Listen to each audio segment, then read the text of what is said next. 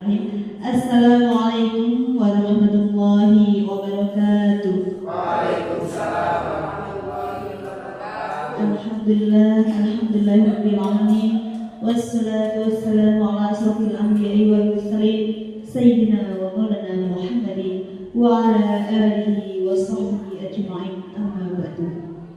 Yang kami hormati Bapak Kepala SD Sinagir 01, yang kami hormati Bapak Ibu Guru beserta karyawan SD Sinagir 01. Pertama-tama marilah kita panjatkan puji syukur kehadirat Allah SWT yang telah melimpahkan rahmat, taufik dan hidayahnya kepada kita semua, sehingga pada pagi hari ini kita bisa berkumpul di dalam ruangan yang penuh berkah ini tanpa ada halangan suatu apapun. Kedua kalinya selawat serta salam mudah-mudahan terlimpah curahkan kepada beliau Nabi Agung Nabi Muhammad Sallallahu Alaihi Wasallam yang kita nanti-nantikan syafaatnya besok yaumul kiamah. Amin ya rabbal alamin. Pada kesempatan pagi hari ini acara kita yaitu diseminasi berbagai praktek baik tentang asesmen yang berpusat pada peserta didik. Untuk itu izinkan saya membacakan susunan acara pada pagi hari ini. Acara yang pertama yaitu pembukaan, acara yang kedua sambutan, acara yang ketiga acara inti, acara yang keempat tanya jawab, dan acara yang kelima doa atau penutup. Acara yang pertama yaitu pembukaan. Marilah kita buka acara pada pagi hari ini dengan bacaan umum kita bersama. Al-Hadaniyah Walikuliyah Soleh Bismillahirrahmanirrahim.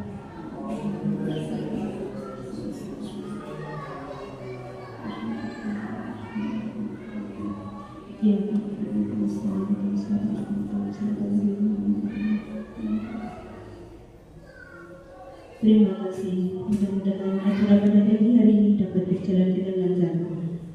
Acara yang selanjutnya yaitu sambutan.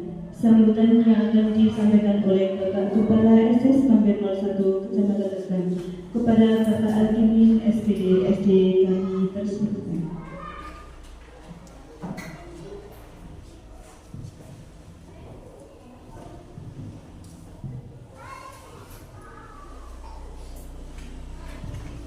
Bismillahirrahmanirrahim. Assalamualaikum warahmatullahi wabarakatuh. Waalaikumsalam warahmatullahi wabarakatuh. Bapak Ibu Guru yang saya hormati, pertama-tama adalah kita senantiasa panjatkan puji syukur kepada Yang Maha Esa di mana pada siang hari ini kita dapat berkumpul dalam acara diseminasi berbagai praktek baik tentang asesmen yang berpusat pada peserta didik. Juga yang saya hormati Dua Ibu selaku narasumber dan Mas Didik dan sebagai moderator, terima kasih atas fasilitas yang disediakan sehingga pada saat ini harapan kami berjalan dengan lancar. Bapak Ibu yang saya hormati, untuk acara program diseminasi praktek tentang asesmen yang berpusat pada guru ini sangat relevan sekali dengan keadaan zaman sekarang.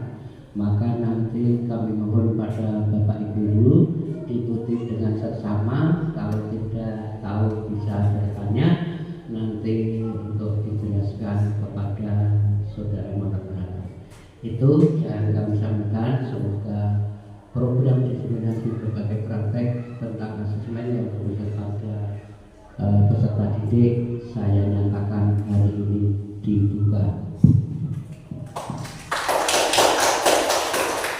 Terima kasih untuk perhatiannya. Assalamualaikum warahmatullahi wabarakatuh. Waalaikumsalam warahmatullahi wabarakatuh.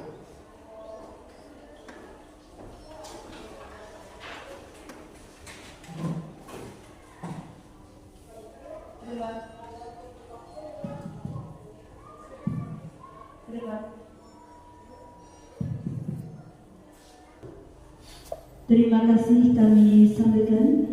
Acara yang selanjutnya yaitu penyampaian diseminasi berbagai praktek baik tentang asesmen yang berpusat pada peserta didik yang akan dibawa SPD-SD.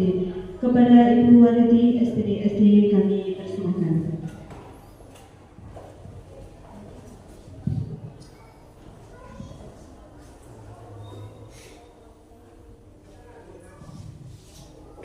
Assalamualaikum warahmatullahi wabarakatuh. Waalaikumsalam warahmatullahi wabarakatuh. Yang terhormat Bapak Kepala SD Negeri Semangir 01, Bapak Ragibin SPD. Yang saya hormati Bapak Ibu Guru serta karyawan SD Negeri Semangir 01. Pertama-tama marilah kita panjatkan puji syukur kehadiran Allah Subhanahu wa Ta'ala yang telah memberikan kenikmatan kepada kita semua sehingga kita dapat berkumpul di siang yang cerah ini pada kegiatan diseminasi praktik baik asesmen yang berpusat kepada peserta didik.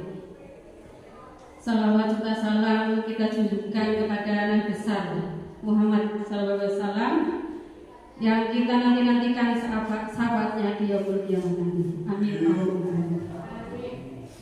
Bapak Ibu yang saya hormati, terima kasih atas kesediaan Bapak Ibu untuk menghadiri atau mengikuti acara diseminasi pada siang hari ini. Bapak Ibu, sebelum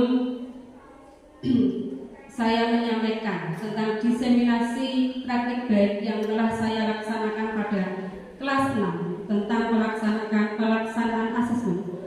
Sedikit saya akan menyampaikan materi atau teori yang telah saya dapatkan dalam pelatihan yang saya ikuti di Solo pada tanggal 23 sampai 27 September lalu. Bapak Ibu, baik, kita langsung saja. Yang pertama yaitu saya sampaikan tentang konsep asesmen. Apa itu asesmen? Bapak Ibu, seperti yang sudah kita ketahui, asesmen itu adalah penilaian, di mana penilaian ini kita gunakan sebagai untuk pengambilan data atau informasi terhadap peserta didik yang digunakan untuk menilai peserta didik itu sendiri. Jadi asesmen itu seperti yang dulu atau yang biasa kita lakukan itu hanya untuk mencari nilai siswa dan mengkategorikan siswa yang berprestasi, siswa yang masih kurang, dan siswa yang belum memahami. Konsep asesmen yang sekarang sesuai dengan paradigma baru itu tidak hanya untuk menilai siswa Bapak Ibu, tetapi di sini berperan dan bermanfaat bagi guru, peserta didik, dan juga orang tua peserta didik itu sendiri. Bagi guru, di sini asesmen digunakan sebagai refleksi atau evaluasi di dalam melaksanakan pembelajaran.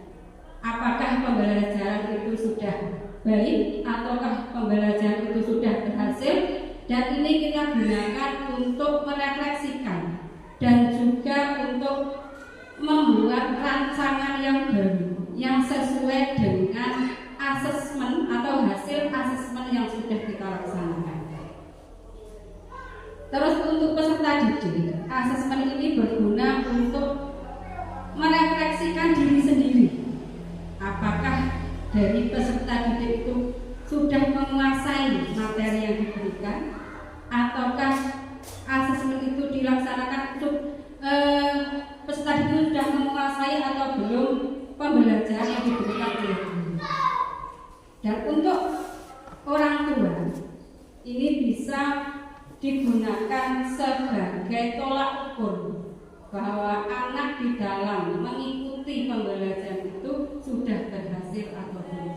Jadi pada pandangan paradigma baru ini, asesmen tidak hanya untuk mendapatkan nilai semata, tetapi digunakan untuk perbaikan pembelajaran yang dilaksanakan oleh guru dan juga perbaikan kompetensi siswa siswa yang melaksanakan pembelajaran. Nah, bagaimana agar guru dapat membuat instrumen asesmen yang dapat menjadikan anak ini aktif atau sesuai dengan tujuan yang diinginkan, maka guru harus mengetahui prinsip-prinsip asesmen, tujuan asesmen, jenis-jenis asesmen, instrumen asesmen. Kita harus memahami itu semua. Jenis-jenis asesmen di sini itu menurut fungsinya itu dibedakan menjadi 3, yaitu asesmen sebagai proses pembelajaran atau asesmen asesmen. Yang kedua, asesmen untuk proses pembelajaran, yaitu asesmen for learning, dan asesmen untuk pada akhir pembelajaran, yaitu asesmen of learning. Sedangkan prinsip-prinsip asesmen di sini adalah penilaian hasil belajar peserta didik dilakukan sesuai dengan tujuan. Terus berkeadilan. Adil di sini itu artinya asesmen, perangkat asesmen yang guru laksanakan itu harus adil terhadap semua siswa. Karena siswa yang diambil oleh guru itu tidak semua memiliki kemampuan yang sama. Jadi asesmen pun harus dibedakan sesuai dengan kemampuan awal peserta didik, minat dan bakat peserta didik. Jadi dalam pembelajaran, asesmen yang digunakan tidak selalu tes tertulis atau monoton. Jadi bervariasi. Boleh menggunakan rubrik, kinerja, penugasan, catatan anekdot, dan sebagainya. Jadi tidak harus yang asesmen ini harus melaksanakan ulangan Bapak Ibu. Tapi kita bisa menggunakan yang lainnya, jenis-jenis asesmen yang lain. Terus yang berikutnya ada jenis asesmen sumatif dan formatif. Asesmen formatif itu adalah asesmen yang dilakukan pada saat pembelajaran.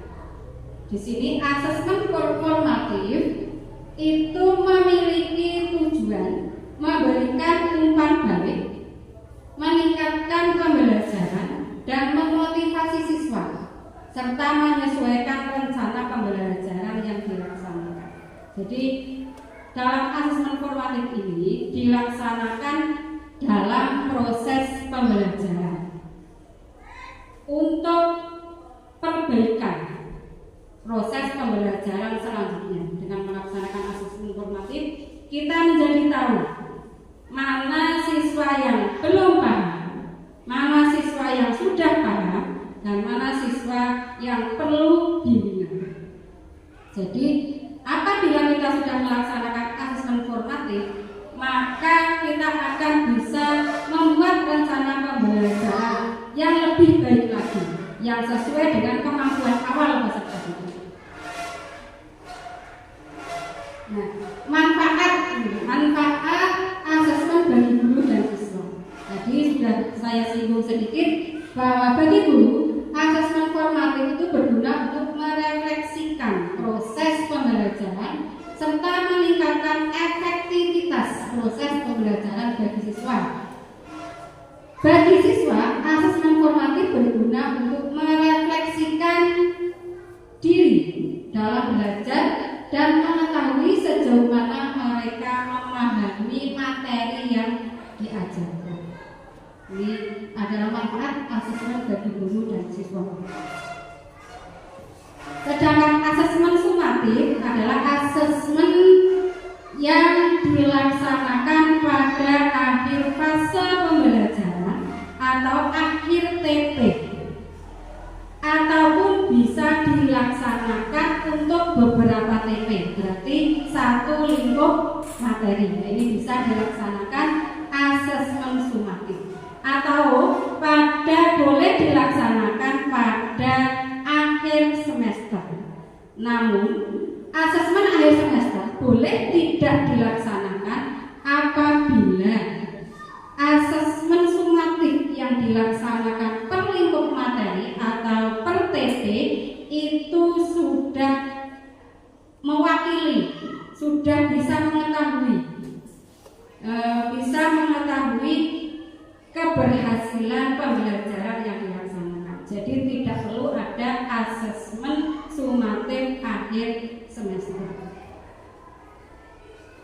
Teknik asesmen, teknik asesmen di sini ada observasi menggunakan rubrik, kinerja, asesmen proyek, tes tertulis, tes lisan, penugasan dan portofolio. Jadi tidak harus asesmen itu berbentuk tertulis semua. Boleh lisan, boleh dengan penugasan, boleh dengan kumpulan portofolio anak, juga boleh menggunakan proyek atau tes kinerja. Sedangkan instrumen atau alat yang digunakan bisa berupa rubrik, checklist, catatan anekdot, dan grafik perkembangan peserta didik. Jadi tidak harus menggunakan nilai, tidak harus menggunakan tentang nilai. Nah, Bapak Ibu, demikian untuk materi, sedikit materi yang sudah saya dapatkan pada pelatihan di Solo kemarin. Nah, untuk berikutnya saya akan memaparkan tentang praktik baik yang sudah saya laksanakan di kelas 6 pada tanggal 10 Oktober yang dihadiri oleh Bapak Kepala Sekolah dan satu rekan sejawat kemarin. Nah, dalam praktik baik ini saya membuat praktik baik tentang asesmen sumatif yang menggunakan teknik kinerja yang berpusat pada peserta didik. Berikut judul praktik baik yang saya laksanakan, yaitu meningkatkan keaktifan siswa melalui asesmen sumatif dengan teknik kinerja yang berpusat pada siswa didik pada materi peredaran darah manusia di mata pelajaran IPAS. Nah, kenapa saya melaksanakan asesmen tersebut? Ini dilatar belakangi suatu hal, jadi ada latar belakangnya. Nah, latar belakang di sini saya melihat situasi dari sekolah, situasi dari keadaan peserta didik, dan juga situasi tentang sarana dan prasarana. Situasi pada proses pembelajaran yang selama ini dilakukan itu kebanyakan masih menggunakan paradigma lama. Kebanyakan asesmen itu digunakan hanya untuk mencari nilai siswa. Nah, ini saya gunakan sebagai latar belakang. Latar belakang yang kedua, bahwa siswa peserta didik yang saya ampu di kelas 6 ini sebagian besar masih kurang aktif dalam mengikuti pembelajaran dan melaksanakan asesmen. Jadi saya angkat hal tersebut menjadi sebuah pelaksanaan praktik baik di kelas 6 SD Negeri Semanggi 01. Terus yang kedua, di dalam pelaksanaan pembelajaran atau asesmen yang saya laksanakan tentu ada tantangan-tantangan. Nah, tantangan yang dihadapi itu bagaimana meningkatkan kualitas dan hasil belajar siswa yang memiliki kemampuan awal yang berbeda dengan menggunakan asesmen yang berpusat pada peserta didik. Jadi tantangannya itu bagaimana cara saya itu dapat meningkatkan kualitas pembelajaran yang saya laksanakan dengan latar belakang dan kemampuan awal siswa yang berbeda-beda. Jadi guru di sini harus bisa bagaimana menerapkan asesmen yang berpusat pada peserta didik dan dengan tadi prinsip berkeadilan. Jadi tidak ada siswa yang merasa dirugikan, dan asesmen itu tidak hanya ditujukan kepada anak yang sudah mampu saja. Jadi asesmen dilaksanakan secara bervariasi dan juga memanfaatkan teknologi. Nah, yang Berikutnya itu aksi yang saya lakukan di dalam pelaksanaan praktik baik. Itu yang pertama, saya mencari informasi latar belakang peserta didik. Nah, ini saya cari informasi latar belakang peserta didik ini dengan cara bertanya kepada wali murid dan juga kepada guru sebelumnya. Bagaimana siswa ini kemampuannya sebelumnya seperti apa, ini saya cari, saya gali. Dan yang berikutnya saya berdiskusi dengan Bapak Kepala Sekolah dalam melaksanakan asesmen dan juga berdiskusi dengan rekan sejawat tentang rancangan asesmen yang akan dilaksanakan. Berikutnya saya melaksanakan asesmen formatif awal. Jadi asesmen formatif awal itu ada asesmen diagnostik awal dan juga diagnostik awal pedagogik dan diagnostik awal tentang kebutuhan belajar siswa. Nah, asesmen awal yang saya laksanakan itu adalah asesmen formatif yang untuk mengetahui kemampuan awal peserta didik. Jadi saya di sini menggunakan instrumen checklist dan menggunakan observasi, di mana saya memberikan soal-soal secara lisan, terus siswa itu langsung menjawab soal yang saya berikan. Apakah siswa itu pada kemampuan awalnya sudah sedikit memahami tentang pembelajaran yang akan dilaksanakan atau belum. Jadi dari itu saya bisa merancang pembelajaran dan asesmen berikutnya. Dan yang kedua, saya merancang asesmen formatif dalam proses pembelajaran. Asesmen formatif dalam proses pembelajaran ini saya menggunakan tes tertulis yang menggunakan LKPD. Dan di sini siswa saya minta untuk berdiskusi dengan teman-teman sesuai kelompoknya dan melakukan presentasi ke depan untuk mengetahui tingkat keaktifan siswa itu sendiri. Dan yang berikutnya saya membuat asesmen sumatif atau asesmen akhir yang menggunakan teknik kinerja. Dan pada asesmen ini saya menggunakan pembelajaran yang bervariasi, asesmen yang bervariasi, yaitu ada anak yang kurang memahami materi atau memiliki kemampuan yang masih rendah. Ini saya menggunakan gambar. Jadi mereka membuat gambar, sebuah bagan untuk menjelaskan tentang proses peredaran darah manusia. Dan yang kedua, siswa yang memiliki kemampuan baik, ini saya minta atau saya melaksanakan asesmen kepada mereka untuk membuat video presentasi yang singkat tentang proses peredaran darah manusia. Terus anak yang memiliki kemampuan sedang dan lebih aktif, ini siswa saya berikan asesmen membuat model, sebuah model proses peredaran darah manusia. Nah, di sini berikut adalah contoh pelaksanaan asesmen formatif awal, dan ini adalah contoh pertanyaan-pertanyaan lisan yang saya berikan kepada peserta didik, dan peserta didik langsung menjawab spontan dengan soal-soal yang saya berikan. Berikut gambar rubrik dan juga daftar nilai untuk rubrik tersebut. Untuk asesmen formatif proses, ini saya melaksanakan menggunakan LKPD dan siswa berpresentasi ke depan untuk menjelaskan apa yang sudah mereka laksanakan di dalam kerja kelompok. Sedangkan untuk asesmen sumatif, saya menggunakan asesmen yang bervariasi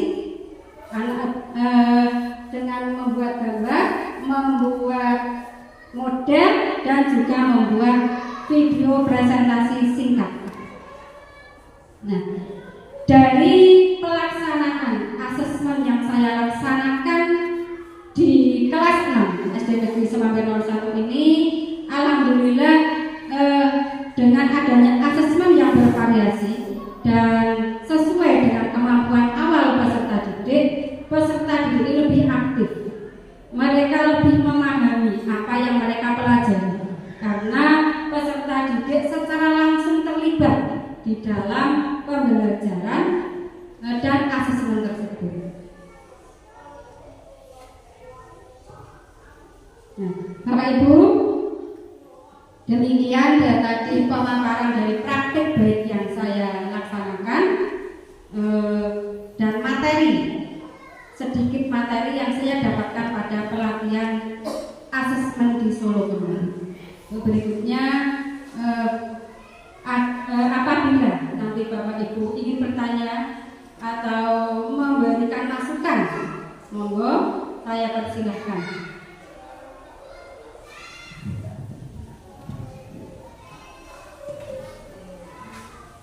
Langsung saja nih Bapak Ibu, sesi yang selanjutnya yaitu tanya jawab. Monggo Bapak Ibu yang mau bertanya atau mau memberikan masukan kepada Ibu Wahyuti terkait dengan asesmen atau asesmen praktik baik, silahkan. Monggo. Ya, silahkan. Assalamualaikum warahmatullahi wabarakatuh. Terkait materi yang baru saja Ibu sampaikan tentang asesmen, saya ingin bertanya, bagaimana cara Anda dalam merancang asesmen yang bervariasi yang pastinya sesuai terhadap elemen yang akan dicapai dalam pembelajaran? Atau bagaimana kiat-kiat dalam merancang asesmen yang bervariasi agar berpusat pada peserta didik? Terima kasih. Langsung. Ya, terima kasih Bu Lucy atas pertanyaan yang sangat bagus. Bagaimana kiat-kiat apa yang dilakukan untuk merancang asesmen yang bervariasi yang berpusat kepada peserta didik? Nah, kiat-kiat yang saya laksanakan ini saya lakukan yang pertama tadi saya melaksanakan asesmen formatif awal dulu. Sebelum melaksanakan asesmen formatif awal, saya mencari informasi tentang keadaan siswa dan latar belakang siswa dari wali murid, orang tua siswa, dan juga dari teman-teman atau rekan sejawat guru yang sebelumnya mengampu peserta didik itu sendiri. Dan yang kedua, saya melaksanakan asesmen formatif awal dulu untuk mendapatkan data siapa saja anak yang sudah mampu mengikuti pembelajaran tersebut dan siapa saja anak-anak yang kurang mampu dan perlu bimbingan lebih ekstra terhadap pembelajaran yang akan dilaksanakan.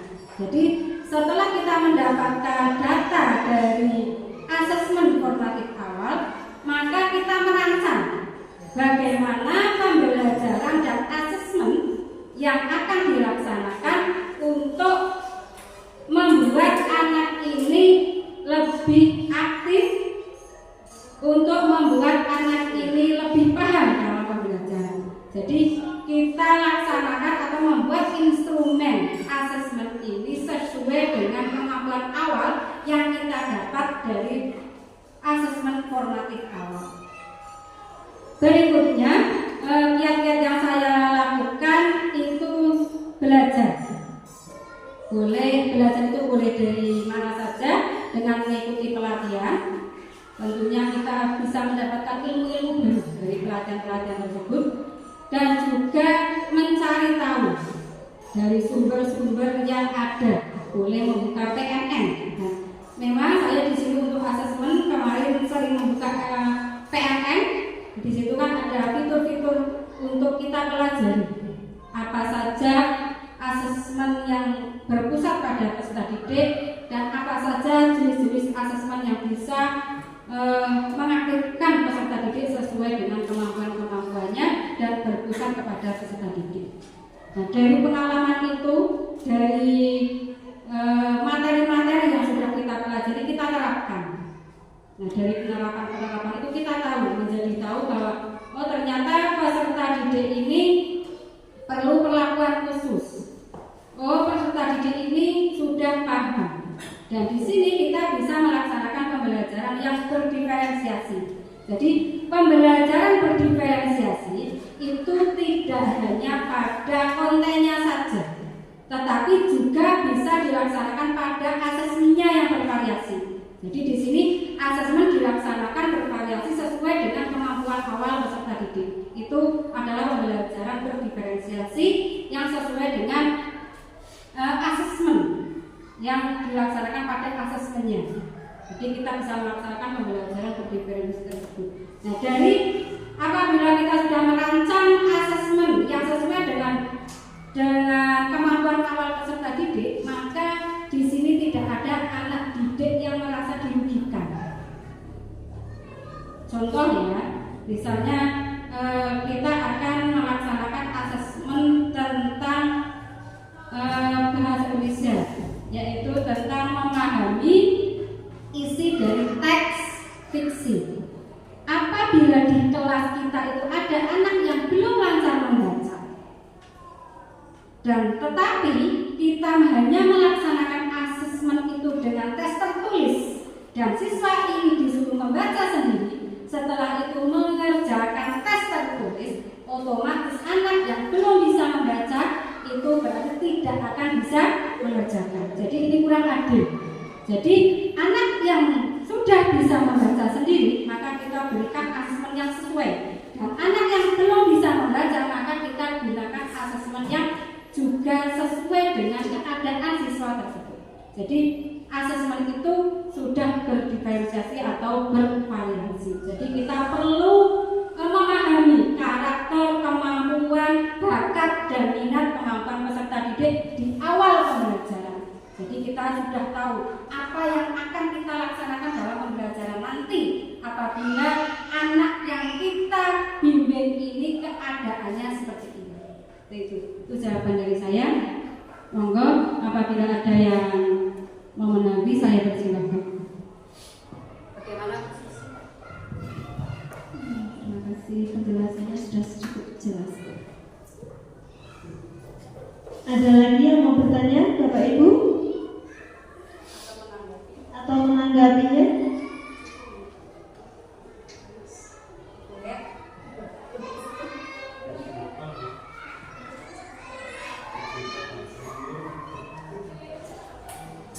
Pak, bagaimana Bapak Kepala? Pak Rakimin mau menanggapi tentang asesmen ini? Cukup. Oke, kalau sudah tidak ada yang bertanya, berarti untuk kegiatan diseminasi praktek ini sudah selesai, ya?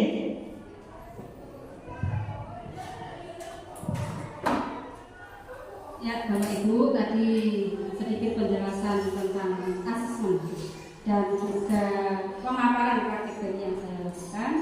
Terima kasih saya ucapkan kepada Bapak Ibu dan mohon maaf atas segala kesalahan, kekurangan dari saya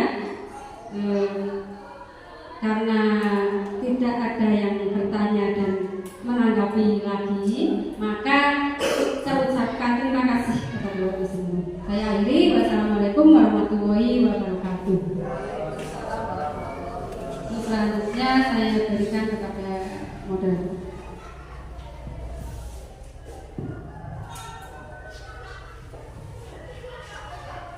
Demikian tadi pemaparan dari Ibu Waruti berkaitan dengan asesmen yang berpusat pada peserta didik.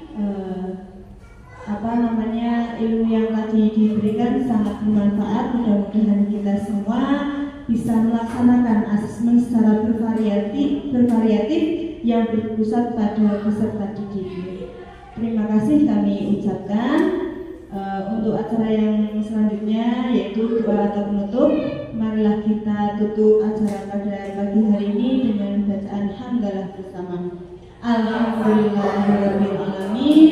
Demikian saya sebagai pembawa acara mohon maaf apabila dalam menyampaikan susunan acara banyak kata-kata yang kurang berkenan di hati Bapak Ibu. Kami akhiri wabillahi taufiq wal hidayah. Wassalamualaikum warahmatullahi wabarakatuh.